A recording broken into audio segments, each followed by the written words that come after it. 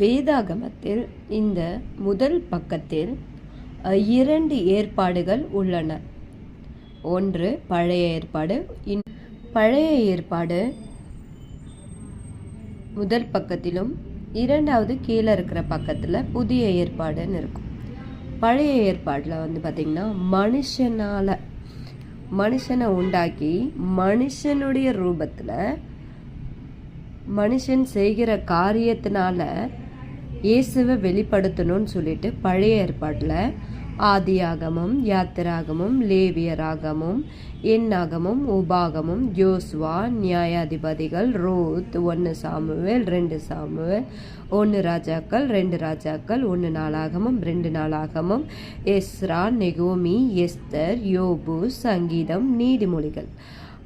ரெண்டாவது பக்கம் பார்த்திங்கன்னா பிரசங்கி, உன்னத பாட்டு, ஏசையா, எரோமியா, புலம்பல், எசேக்கியேல், தானியேல், ஓசியா, யோவேல், ஆமோஸ், உபதியா, யோனா, மீகா, நாகு, ஆகுக், சொபன்யா, ஆகாய், சகரியா, மல்கியா.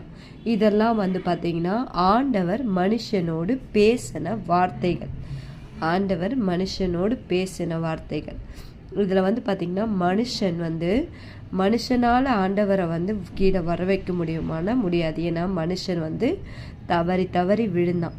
சரிங்களா? பாவத்தில் விழுந்து எல்லாரும் பாவம் செஞ்சதுனால தான் அவர் புதிய ஏற்பாட்டில் மத்தேயு, மார்க்கு, லூக்கா, யோவான், அப்போஸ்தல நடபடிகள், ரோமர், 1 கொரிந்தியர், 2 கொரிந்தியர், கலாத்தியர், எபேசியர், பிலிப்பியர், கொலேசியர், 1 தெசலோனிக்கேயர், 2 தெசலோனிக்கேயர், 1 தீமோத்தேயு, 2 தீமோத்தேயு, தீத்து, பிலோமின், எபிரேயர், யாக்கோபு, 1 பேதுரு, 2 பேதுரு, 1 யோவான், 2 யோவான், 3 யோவான், யூதா.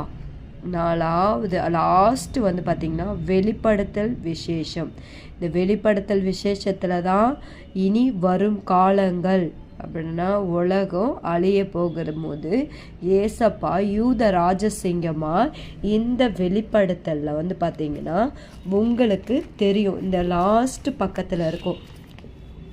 லாஸ்ட் பக்கத்தில் நீங்கள் பார்க்கும்போது பார்த்திங்கன்னா உங்களுக்கு பாருங்க, வெளிப்படுத்தலில் பார்த்திங்கன்னா இங்கே பாருங்கள் 1லேருந்தே இருக்குது. ஃபஸ்ட்டு ஸ்டார்டிங்லே சீக்கிரத்தில் சம்பவிக்க வேண்டியவைகளை தம்முடைய ஊழியக்காரருக்கு காண்பிக்கும் பொருட்டு தேவன் இயேசு கிறிஸ்துவுக்கும் ஒப்புவித்து அவர் தம்முடைய தூதனை அனுப்பி தம்முடைய ஊழியக்காரனாக